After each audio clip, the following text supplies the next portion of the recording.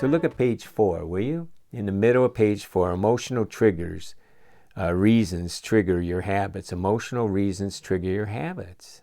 A lot of times triggers are associated with emotional events. And as you become your own detective right here, or change agent, see if there's a correlation between the habit and these following emotional triggers. And you can zero on these triggers if you focus sometimes on these specific times. So take a look at this. When I participate in my habit, and take a minute now and check off those ones that you think apply to you. And then use that as a clue. Ask yourself, okay, what's going on there? What's going on?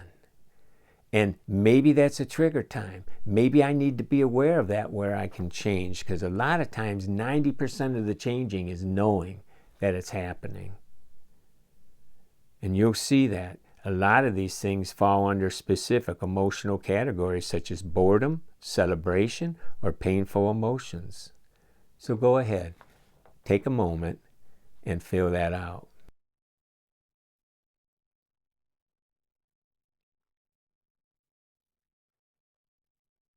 Okay, now that you filled that out, ask yourself why. Why am I falling to my triggers at that particular time? What happened? What was I thinking? What was I believing? There could be some huge, huge clues in there that will help you. And so look at page 5. Remember we said that the categories fall into the different 3 things: boredom, celebration, or painful emotions. And you can use the space provided there and just take the ones that you checked off and put them in the right column. So take a few moments to do that.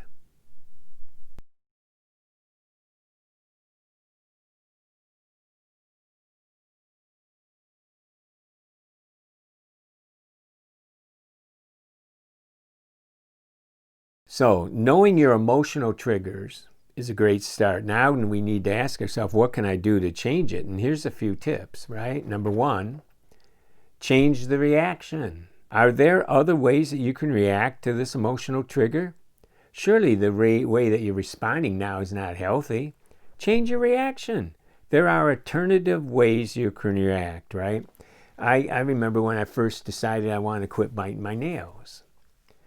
I would try to look at things, and it seemed like after I was a little bit stressful, or I had something to do, and sometimes it was a kind of boredom. Sometimes it fell under boredom. Sometimes it fell under painful emotions. And I asked myself, okay, what's going on? What's the trigger? And the specific trigger wasn't just the situation. The situation realized that all of a sudden I had this tingling in my cuticles. Now, I never paid attention to that.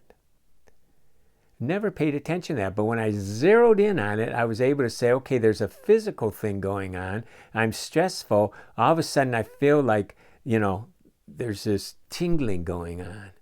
And the way that I get rid of it is by putting my fingers up to my teeth and biting my nails. It's like this, right in that nail bed, there's something going on, some kind of sensation. And so I asked myself, well, what can I do instead? And what could I do? I started rubbing my fingers on my pants or on my sleeve, on a table. I started rubbing my fingers and just getting rid of that sensation. And then guess what? I got a little filed them a little bit. And I never clipped my nails before. I figured, maybe if I clip them. And in one day, I quit biting my nails and started taking care of my nails. And yet stress was still in my life. But because I was able to zero in on it, I was able to change the reaction to that. Now, the second thing you can do is get help. If you're really struggling, then there's something missing. And we have a whole video course that you can take, and it goes into not just triggers, but in 3 other elements that really will help you change. And then we have Habit Challenge. We go into not only how do you change your habits, but how do you crush your cravings? Maybe it's a craving going on here, and you need some help. and you need to talk to someone or get it to a support group or get our book or take our course, and we can help you. There are things that you can do. If you're craving and you can't beat it just on the trigger level, instead it becomes a craving, then there's something else going on, and the thing you need to do there is get help.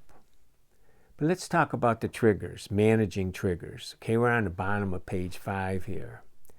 You need to manage your triggers where you spend all your time, because if we manage the triggers, this is going to help a lot, okay? Typically, we spend most of our time at work or at home or where we stop in between them. Many of us also find that our appearance may need to change so that old behaviors are not reinforced. And when we change a habit or try to quit, we'll find that triggers everywhere. To succeed, we must manage our locations and our environments and do the things we need to do to overcome this.